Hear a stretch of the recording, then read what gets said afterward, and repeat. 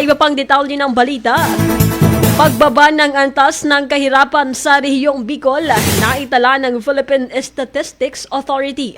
Ang buong detalye ng balita nasa linya si Megabo Patrol number 25, Leia Lolo. Bicol Network News Report!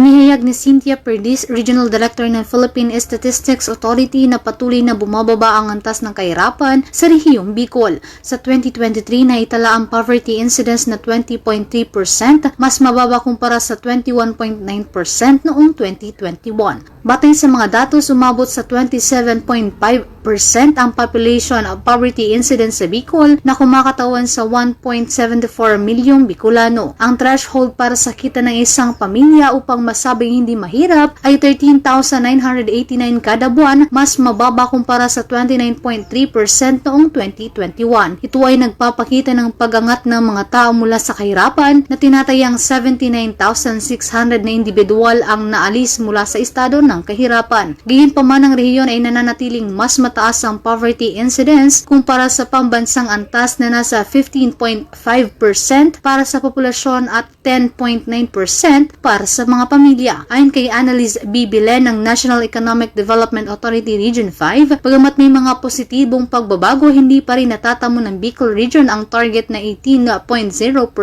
poverty incidence para sa 2023 to 2028 na development plan.